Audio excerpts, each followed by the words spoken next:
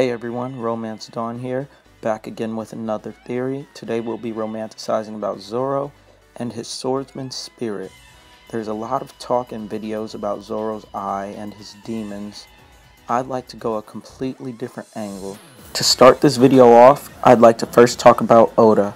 As some of you may know, Oda worked as an assistant on others' manga and anime before going out on his own. One of these series he assisted on is Rurouni Kenshin, one of my personal favorites. I even have a Kenshin tattoo. In this show, the swordsman spirit was a very important thing.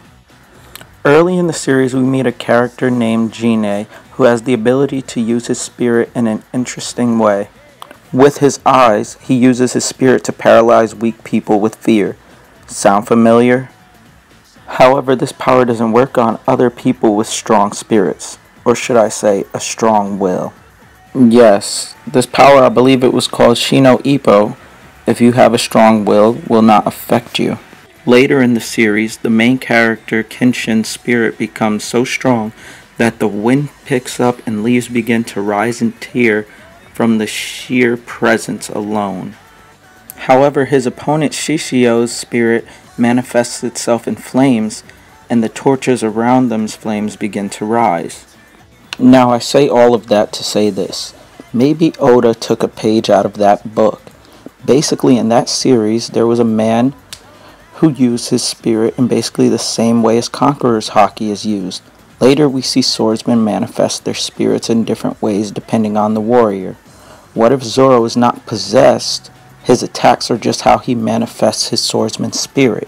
In Marineford, we see multiple swordsmen use attacks that seemingly make no sense. McGuy uses lightning, and then there's of course Flower Sword Vista, who makes flowers appear every time he swings his blade.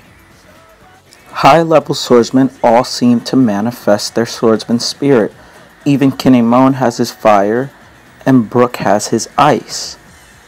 I believe Zoro's version of this power is the summoning of his demons. Through sheer strength of spirit or willpower, Zoro is able to summon demon illusions and give them a physical form. It's worth noting that during their fight, even Kaku said, is he making those illusions with his sheer strength of spirit alone, talking about when he saw the Ashura. Now for a moment, I'd like to go off topic and talk about why I don't think Zoro is possessed. People who are possessed tend to lose control. There's no signs of Zoro ever losing control of his so-called demons. Zoro is actually pretty calm when fighting. I can't off the top of my head remember him just going wild against anyone.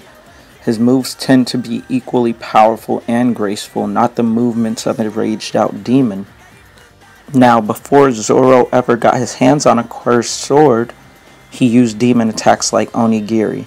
It wasn't until Eni's lobby he was strong enough to make his swordsman spirit seen. Him being possessed just doesn't make much sense. When did he get possessed? Was he born that way? If Kotetsu made him possessed, then why did he have demon moves before he had the sword? If he loses it, does that mean he just can't do those moves anymore? Because that would kinda suck. I'd also like to mention that we've seen Zoro use the aforementioned fear paralyzing technique from Rurouni Kenshin in his fight with Monette. She was so scared that she could not move her legs and could only stand there and wait for herself to be cut. Since we're talking about eyes, let's talk about Zoro's. Now, Mihawk is the only person in all of One Piece to ever scar Zoro, so I don't think the baboons did it to him. And Mihawk is a master swordsman, so I don't think it was on accident. I believe that it may have something to do with Zoro's haki, and he's hiding a power behind it. Keeping it closed may just be his way of training this power, or of holding the power back. But I'm running out of things to say. So in conclusion, I believe Zoro's demons come from his swordsman spirit. They are a manifestation of his swordsman spirit, the same way Vista's flowers are to him, as well as Kinemon's flames, McGuy's lightning, and maybe even Brook's ice. So, You guys tell me what you think in the comments. Like and subscribe if you liked the video. And have a great day. I'm out.